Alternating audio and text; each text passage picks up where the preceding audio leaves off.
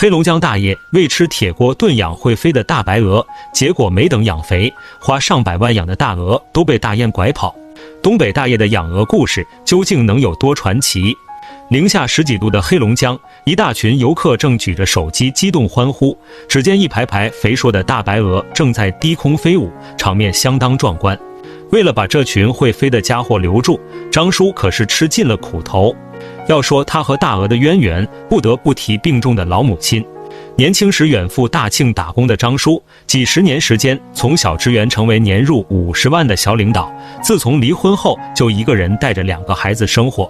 结果眼看事业有成，正准备和新认识的女友谈婚论嫁，老家突然传来噩耗，老母亲病重的消息一出，张叔痛苦纠结，陷入两难。离家多年不曾尽孝，犹豫再三，他毅然决然放弃工作，准备忍痛割爱，带着孩子回家创业。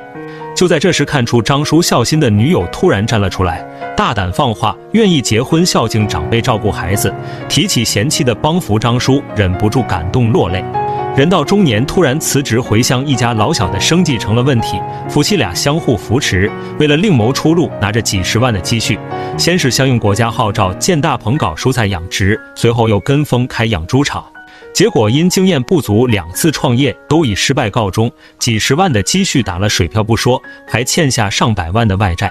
一家老小等着吃饭，张叔愁得两鬓斑白。就在这时，一道菜让他突然醒悟。黑龙江大爷花费100万养大鹅，惨遭大雁被刺，3000只大鹅都被拐跑，赔得倾家荡产。谁料半年后，大鹅不但飞了回来，还带来上万只同类。要说为何突然爱上大鹅，张叔表示实在嘎嘎香。朋友的一次宴请让他久久难以忘怀。铁锅炖大鹅作为东北名菜，从小吃到大，但这道菜的口感实在独特。事后一打听才知道，这是新疆特产伊犁鹅，因为会飞在东北几乎没人养。张叔一琢磨，打定主意养大鹅。东北野外最不缺的就是低洼地，作为天然的湿地资源，不但水草丰富，还土质肥沃。可几次创业失败，倾家荡产不说，还背负着近100万的外债，创业资金从哪儿来呢？年近半百，从头开始。为了心里的发财大计，张叔向30多年的老朋友张了口。朋友一听，二话不说，当场转账100万，连欠条都不用，对他的为人十分信任。终于有了启动资金，张叔大手一挥，直接包下1000多亩低洼地，又跑到伊犁，一口气收购了6000只大鹅，61斤的收购价，等到出栏按市场价250一斤卖，少说也能赚100多万。从此鹅场成了张叔的宝贝，每天早出晚归，甚至连晚上都要巡视。谁曾想造化弄人，就在即将出栏之际，3000多只大鹅竟被路过的大雁勾引，头也不回就扑腾着翅膀远走高飞。张叔看着成群结队接连逃跑的大鹅，气得差点晕倒。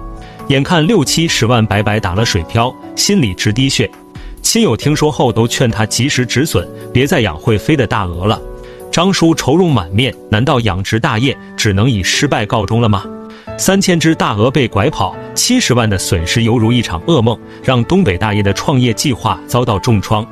养殖前，新疆卖家就再三强调伊犁鹅会飞不好养，但张叔做梦也没想到竟然这么能飞。跟着南迁的大雁成群结队一走了之，眼看6000多只大鹅跑的只剩下一半，怎么留住大鹅成了关键。这时候搞了半辈子养殖的姜润峰成了他的黄金搭档。为了拉这位专家入场，张叔几次上门，真不愧是养殖老手。老姜的2个妙招让张叔恍然大悟。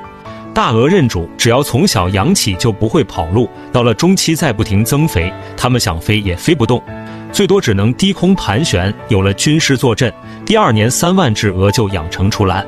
这时候卖给谁却成了难题，被一个无良商家放了鸽子，又赔了上百万后，张叔愁的饭都吃不下，还是妻子回娘家借钱才解了难。几经周折，最终盯上了旅游业。2018年，搞旅游的张朝阳一听大鹅会飞来了兴趣，带着游客体验白鹅群飞的壮观景象，再加上环境越来越好，游客拍完照来上一锅香喷喷的铁锅炖，200块包吃包完，味道口感一绝，临走都会买不少产品。第2年鹅场就成功卖出3万多只，张叔的养殖大业终于大获得成功。后来大名远扬成了当地有名的养殖大户，一年上千万的利润，在他的帮扶下，附近的贫困户都靠大鹅发家致富。